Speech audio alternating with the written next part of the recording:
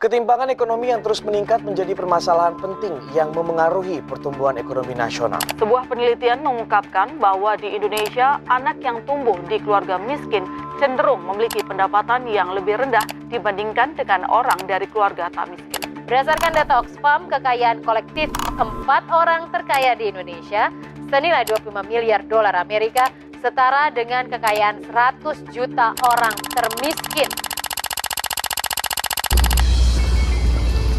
Assalamualaikum warahmatullahi wabarakatuh. Perkenalkan, nama saya Najudita Almadina Asman. Saya berasal dari Satker Kejaksaan Negeri Pekanbaru dan saya ditempatkan di staf bidang pidana umum. Saat ini saya ingin menjelaskan tentang ketimpangan sosial di Indonesia. Ketimpangan sosial merupakan salah satu permasalahan di Indonesia yang cukup mengkhawatirkan karena erat kaitannya dengan kemiskinan. Isu wawasan kebangsaan tentang ketimpangan sosial merujuk pada tantangan dan masalah yang timbul akibat adanya kesenjangan antara kelompok-kelompok dalam masyarakat, baik dalam hal ekonomi, pendidikan, akses terhadap layanan publik, dan kesempatan kerja. Ketimpangan sosial dapat mengarah pada terjadinya polarisasi antara kelompok kaya dan miskin, serta antara wilayah perkotaan dan pedesaan, yang pada gilirannya dapat memengaruhi stabilitas sosial dan memperlemah persatuan bangsa.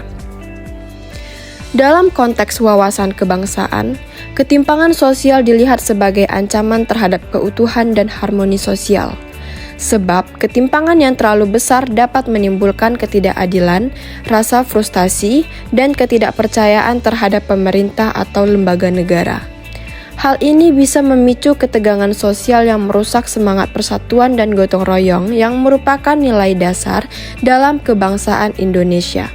Penting untuk mengatasi ketimpangan sosial dengan cara-cara yang inklusif, seperti melalui kebijakan pemerataan pembangunan, peningkatan akses pendidikan dan kesehatan yang merata, serta pemberdayaan ekonomi bagi kelompok-kelompok yang terpinggirkan.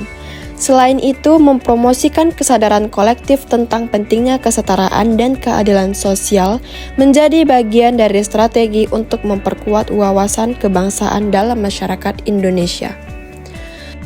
Dilansir dari kata.co.id, Indonesia sempat pada tahun 2016 menduduki peringkat keempat negara dengan ketimpangan tertinggi di dunia. Hal ini menjadi evaluasi bagi para pemangku kebijakan supaya lebih memperhatikan pemerataan ekonomi. Maka dari itu, perkembangan kondisi ketimpangan perlu dipantau secara berkala. Badan Pusat Statistik atau BPS menjadi salah satu penyedia data statistik yang dapat membantu memantau perkembangan ketimpangan sosial di Indonesia. BPS mengukur ketimpangan sosial melalui indikator yang dinamakan Gini Rasio.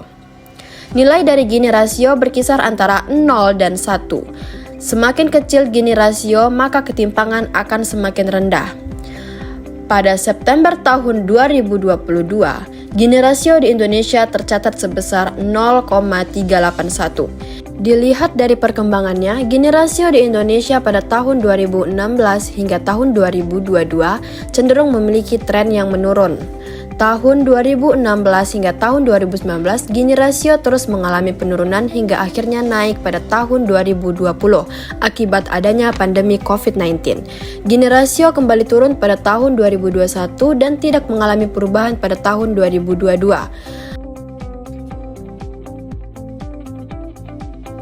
Berdasarkan pada provinsi, Gini Rasio tertinggi terdapat pada Provinsi Daerah Istimewa Yogyakarta, yakni sebesar 0,459, disusul dengan Provinsi Gorontalo, Jawa Barat, DKI Jakarta, dan Papua. Sedangkan Gini Rasio terendah terdapat pada Provinsi Kepulauan Bangka Belitung yang hanya sebesar 0,255. Demikian yang dapat saya sampaikan tentang ketimpangan sosial di Indonesia. Tentunya kita semua berharap ketimpangan sosial di Indonesia ini bisa terus menurun. Oleh karena itu, kebijakan yang tepat sangat diperlukan agar ekonomi di Indonesia dapat merata. Wassalamualaikum warahmatullahi wabarakatuh.